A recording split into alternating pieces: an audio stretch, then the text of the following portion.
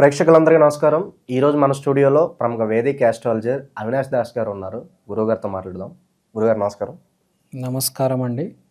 ఓం నమ శివాయ. ఓం నమో వెంకటేశాయ. గురుగారు, శ్రీ విశ్వవసు నామ సంవత్సరంలో మకర రాశి వారికి ఈ కొత్త సంవత్సరం అంతా కూడా ఎలా ఉండబోతుంది, ఎలాంటి రిజల్ట్స్ ఉండబోతుంది, అలాగే మంచి రెమెడీస్ కూడా తెలియజేయండి చివరిలో. ముందు వీళ్ళ మకర రాశి వాళ్ళు ఆదాయం 8, వ్యయం 14, రాజపూజ్యం 4, అవమానం 5.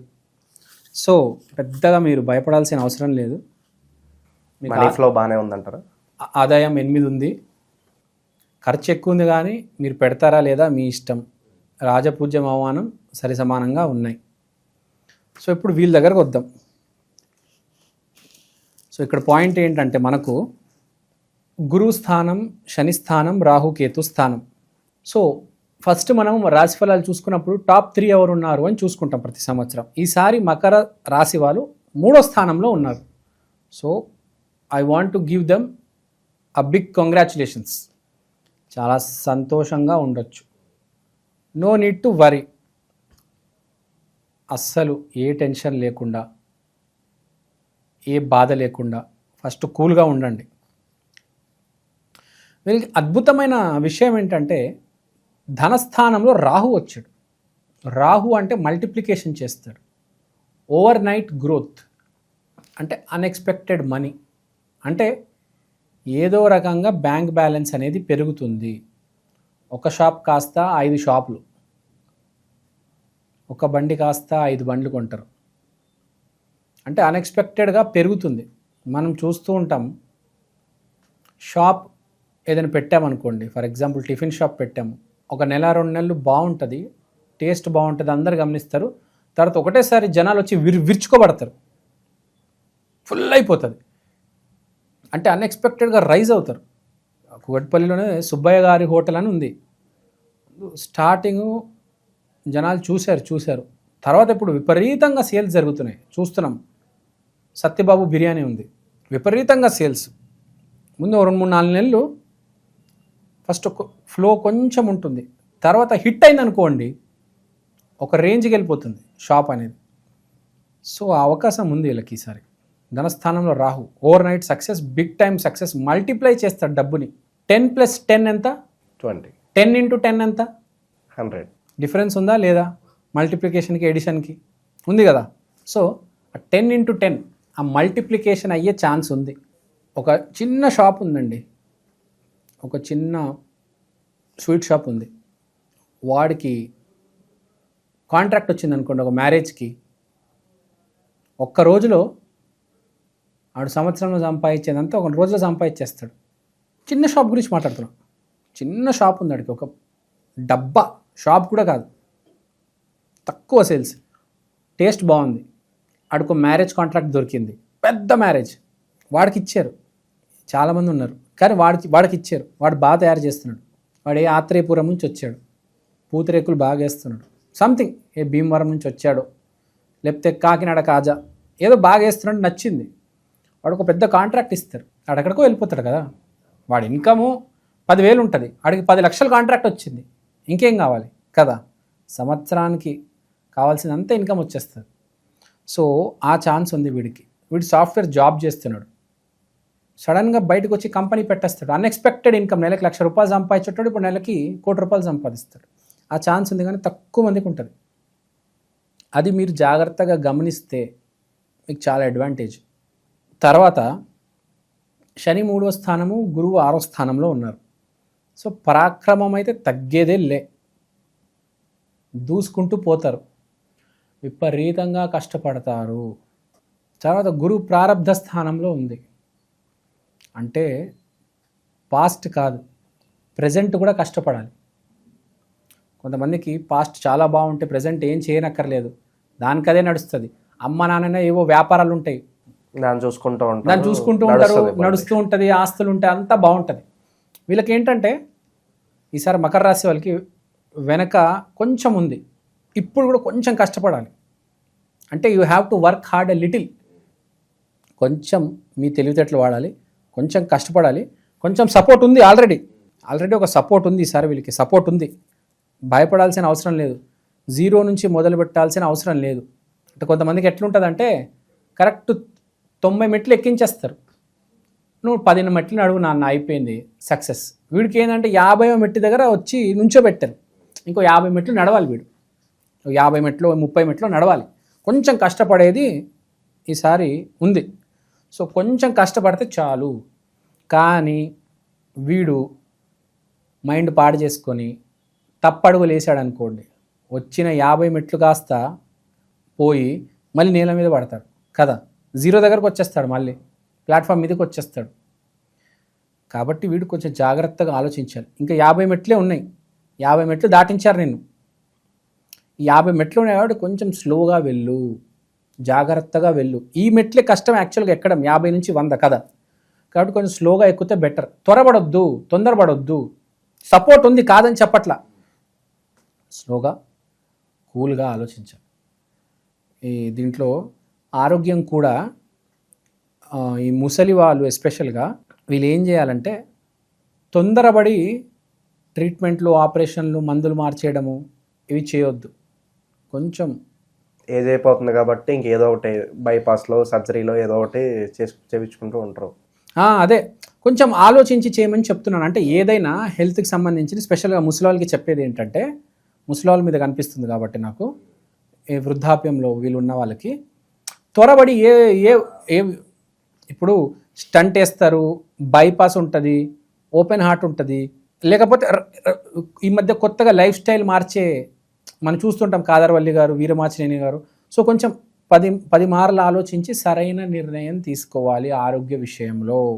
వయసులో ఉండక కూడా మీరు ఆల్రెడీ బాగానే ఉన్నారు కాదని చెప్పట్లేదు, కానీ జాగ్రత్త. ఎక్కువ ఆయిల్ వేసే వంటకాలు ఉంటాయి కదా, అవి తినమాకండి. ఇప్పుడు కాదు, రేపు ఇబ్బంది క్రియేట్ అవుతుంది కదా, మీకే రేపు ఇబ్బంది అవుతుంది 5 years తర్వాత. ఇప్పుడు బాగానే ఉంది మీ పరిస్థితి, 5 ఏళ్ళ తర్వాత రోజు ఇదివే వంటకాలు తింటూ ఉంటే 5 ఏళ్ళ తర్వాత ఇబ్బంది పెడుతుంది. సో కొంచెం జాగ్రత్తగా ఉండాలి. ప్రజెంట్ అయితే ఏ ప్రాబ్లం లేదు, ఫ్యూచర్ కూడా బాగానే ఉంది, నియర్ ఫ్యూచర్ బాగుంది. కానీ ఒక డిస్టెన్స్లో ఫ్యూచర్ ఉంటుంది చూడండి, దానికి రెడీ అయి ఉండాలి. ఒక 10 ఏళ్ళ తర్వాత నేను ఏంటి అంటే ఇప్పటి నుంచే వాళ్ళ ఒక ప్లాన్ అంతా ఉండాలంటారు. ఎస్పెషల్ హెల్త్ విషయంలో వీళ్ళు కొంచెం 10 years తర్వాత నా హెల్త్ ఎలా ఉండబోతుంది, ఆ జాగ్రత్త ఇవాళ లేకపోతే 10 years తర్వాత చాలా సఫర్ అవ్వాల్సి వస్తుంది. ఇప్పుడు నువ్వు లాస్ట్ ఉన్నావు 12వ స్థానంలో అంటే కష్టమే. ఇంకా 3వ స్థానంలో ఉన్నావు కాబట్టి నీ టైం బాగుంది కదా. నేను 3వ స్థానంలో పెట్టాడు దేవుడు, నీ టైం బాగుంది, బకాయిలు తీర్చే టైం వచ్చింది, తీర్చేసాయి. రిస్క్ తీసుకో, తీర్చేసాయి, చేయాల్సినవన్నీ చేసే నాన్న అంట. టైం బాగున్నప్పుడు ఏదైనా చేస్తే బాగుంటుంది. టైం బాగాలేనప్పుడు ఏమి చేసినా ఏది కలిసి రాదు కదా. టైం బాగున్నప్పుడు చేస్తేనే మంచిది. టైం దాటితే ఎంత ఏడవాల్సి వస్తుందంటే మనిషి జీవితం అంత ఈజీ అయితే కాదు, ఫ్రాంక్గా చెప్తున్నా. సరైన టైంలో సరైన పనులు చేసుకొని పెట్టుకుంటేనే బాగుంటుంది, లేకపోతే ఇంకో రోజు ఏడవాల్సి వస్తుంది కదా. అవన్నీ ఎందుకు?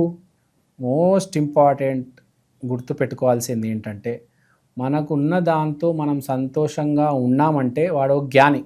నీకు ఉన్న దాంతో నువ్వు సంతోషంగా లేవంటే నువ్వు ఒక అజ్ఞానివే. ఉన్నదాంతో సంతోషంగా ఉండు.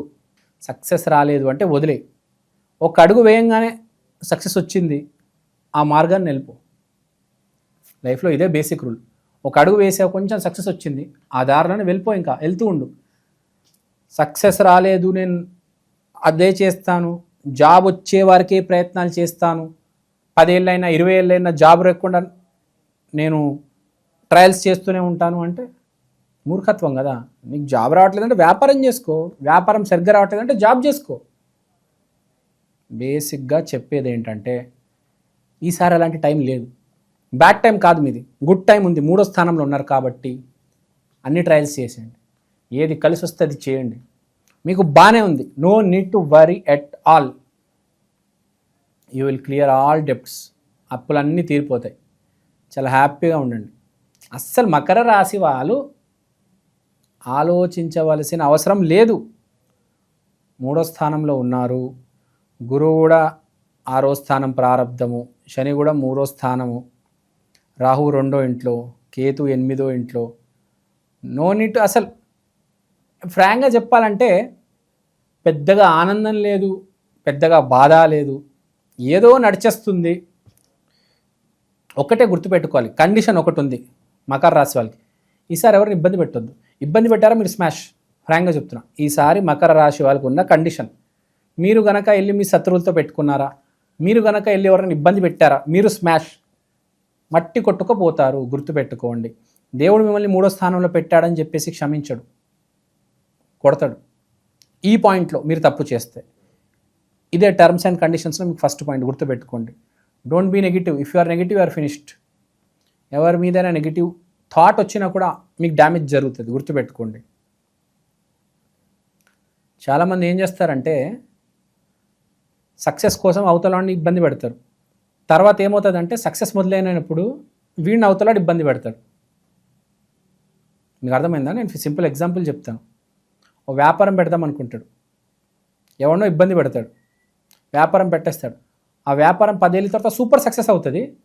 అప్పుడు వీడికి బ్యాడ్ టైం స్టార్ట్ అవుతుంది. డబ్బులు వస్తాయి కానీ ఇబ్బందులతో పాటు వస్తుంది. మీరు చూడండి, కొంతమంది డబ్బులు రాగానే ఆరోగ్యం పాడవుతుంది. గమనించారా? డబ్బులు వస్తూ ఉంటే ఇక్కడ వీడి ఆరోగ్యం పాడవుతుంటుంది. డబ్బులు లేనంత వరకు బాగుంటాడు వాడు. డబ్బులు ఎప్పుడైతే స్టార్ట్ అయ్యో షుగర్, బీపీ అటాక్ చేస్తుంది, ప్యారలిసిస్ వచ్చేస్తుంది. ఇదేంద్రా నాయన, ఆడు భయం వేస్తుంది, ఏం చేయలేడు ఆడు కూడా. అది గుర్తుపెట్టుకోవాలి. కాబట్టి మనం ఎప్పుడైనా గుర్తుపెట్టుకోవాలి, ధర్మ మార్గాన్ని రావాలి. ఎవరిని ఇబ్బంది పెట్టొద్దు. వీడిని చూస్తుంటే నాకు ఏం కనిపిస్తుంది అంటే వీడు ఈసారి ఇబ్బంది పెడతాడు, మకర రాశి వాడు అవతలాడిని అని కనిపిస్తుంది నాకు. I'm able to see that this guy is going to damage, hurt some people. అవతల వాడిని ఇబ్బంది పెట్టబోతున్నాడు. అది చేయవద్దు నాన్న, గుర్తుపెట్టుకో. తర్వాత మీరు ఒక ప్రశ్న అడుగుతారు, రెమెడీస్, పరిహారాలు. పరిహారాలు ఏంటంటే మకర రాశి వాడు ఈసారి అవతల వాడిని ఇబ్బంది పెడదామని ప్లానింగ్లో ఉన్నాడు కాబట్టి వీడు దాన ధర్మాలు చేసేయాలి. నీకు ఎవరి మీద అయితే కోపం ఉందో ఫస్ట్ వాడిని టూర్కి తీసుకెళ్ళి, వాడిని ట్రిప్కి తీసుకెళ్ళి, వాడిని పార్టీకి తీసుకెళ్ళి. వాడి మీద ద్వేషం పెట్టొద్దు. నీకు ఉంది ద్వేషం, నాకు తెలుసు. వాడిని నువ్వు పార్టీ ఇచ్చావు అనుకోడు, హ్యాపీ ఫీల్ అవుతాడు కదా. తర్వాత నీకు 10 లక్షలు ఇస్తాడు దేవుడు. వాడితో కూడా ఫ్రెండ్షిప్ కుదురుతుంది కదా. ద్వేషం పెట్టుకోవద్దు ఈసారి ఎవరితో. భూమి మీద ఎప్పుడైనా ఎవరితో ద్వేషం పెట్టుకోవద్దు. మీ శత్రువుని కూడా ప్రేమించు. శత్రువుల వల్ల కూడా చాలా అడ్వాంటేజ్ ఉంటుంది. మీ శత్రువుని జయించాలంటే నీకు సూపర్ సక్సెస్ వస్తుంది. రాముడు కూడా రావణాసుడిని చంపిన తర్వాత చాలా బాధపడ్డాడు, రామేశ్వరం కట్టాడు. చాలా పేరు వచ్చింది రాముడికి రామేశ్వరం కట్టడం వల్ల. కట్టింది ఎందుకు? రావణాసుడిని చంపడం వల్ల. ఆ రియలైజేషన్. సో అది పాయింట్. ఎక్కడ కట్టాడు రామేశ్వరం? కరెక్ట్ ఘాట్ దగ్గర కడతారు, తెలుసు కదా. రావణాసుడు కూడా అక్కడే ఉంటాడు, జస్ట్ అవతల వైపు. రావణాసుడికి గుర్తుగా కట్టాడు, కానీ దానివల్ల అతనికి ఎంత పేరు వచ్చింది. వాడు రాముడు కట్టిన గుడి అంటే ఏదనంటే రామేశ్వరమే అంటారు, తెలుసా. అయోధ్య కూడా అతను కట్టలేదు, అయోధ్య మోడీ గారు కట్టారు. కానీ రాముడు కట్టింది రామేశ్వరం కదా. రాముడు అంటే రామేశ్వరం అంటారు. పేరు కూడా చూడండి, రామేశ్వరం. పేరు ఎందుకు వచ్చింది? శత్రువు వల్ల. అంటే శత్రువుని ప్రేమించడం వల్ల కూడా పేరు వస్తుంది. సో ఈసారి మీ శత్రువులకు పార్టీలు ఇవ్వండి, మీ శత్రువులకు దాన ధర్మాలు చేయండి, మీ శత్రువులను ఒక ట్రిప్కి తీసుకెళ్ళండి. ఇప్పుడు దాకా మీ శత్రువులందరికీ సారీ చెప్పండి. నేను చెప్పినట్టు ప్రాక్టికల్గా జరగకపోవచ్చు, కనీసం ఫోన్ చేసి ఒక సారీ చెప్పొచ్చు. ఆ రోజు అలా అయిపోయింది, ఏమనుకో మాకు. శత్రువులు అంటే ఎవరో కాదు, ఒకప్పుడు మీ ఫ్రెండే. వాడు శత్రువుగా మారతాడు, వాడిని బ్లాక్ చేస్తారు, వాడితో మాట్లాడడం మానేస్తారు. వాడికి ఒక ఫోన్ చేశారు, ఇలా జరిగింది, ఏమనుకో మాకు. 10 ఏళ్ళ ముందు మనం కొట్టుకున్నాము, ఏదో మైకం వచ్చింది, నేను కొట్టేశాను, నీ చొక్కా చింపేశాను, నువ్వు కూడా నన్ను కొట్టావు, రారా ఒకసారి కలుద్దాం, రా అక్కడికి వెళ్దాం, కాఫీ షాప్లో కలుద్దాం ఒకసారి రా, నేను చూసి చాలా రోజులైంది. సో అంత బాగుంటుంది. ఇది ఒక రెమెడీ. ఇంకా మకర రాశి వాళ్ళు శని బేస్డ్ రెమెడీ కాబట్టి శని సిగ్నాపూర్ ఉంది. లేకపోతే సాటర్డే రోజు శివలింగం దగ్గర నల్ల నువ్వులతో చేసిన లడ్డులు శనివారం రోజు భక్తులకి ఇవ్వడం. మీరు ఇలా శనికి చేస్తున్నారు అని వెళ్ళడం, లడ్లు ఇచ్చేయడం అందరికీ. ఆ నువ్వులు కూడా లడ్లు ఉంటాయి కదా, లడ్లు పైన పెట్టకండి, లడ్లు లోపల పెట్టేయండి. లడ్లు పైన పెడితే అమ్మో వీడు శనికి చేస్తున్నాడని చాలామంది తీసుకోరు. లడ్డు లోపల పెట్టేయండి. అప్పుడు వాడికి తెలియదు కదా, పైన సున్నుండి అనుకుంటాడు, లేకపోతే ఏదో మామూలుగా మైదాతో చేసిన లడ్డు అనుకుంటాడు. లోపల మీరు ఆ నువ్వులు పెడితే అప్పుడు మీకు ఆ రెమెడీ అయిపోతుంది, వాడు కూడా హ్యాపీగా ఫీల్ అవుతాడు. ఎస్పెషల్లీ డంపింగ్ యార్డ్ ఉంటుంది కదా, మీకు ఐడియా ఉందా? డంపింగ్ యార్డ్ దగ్గర పనిచేసే వాళ్ళకి ఇవ్వండి. గుడి బయట ఇస్తారు ఓకే, డంపింగ్ యార్డ్, మెయిన్గా డంపింగ్ యార్డ్ ఎక్కడైతే ఉంటుందో అక్కడ పనిచేసే వాళ్ళు ఉంటారు, అక్కడ వెళ్ళి నువ్వుల లడ్లు ఇవ్వండి. చాలా చాలా మంచిగా హెల్ప్ అవుతుంది మకర రాశి వాళ్ళకి. మకర రాశి వాళ్ళు, కుంభరాశి వాళ్ళు కూడా చేయాల్సింది ఇది. గో టు డంపింగ్ యార్డ్ దగ్గర ఈ నువ్వుల లడ్లు పంచండి. చాలా మంచి రెమెడీ, సూపర్గా పనిచేస్తుంది, అద్భుతంగా చాలా మంచి రిజల్ట్స్ వస్తాయి. సో బేసిక్గా ఇది మకర రాశి.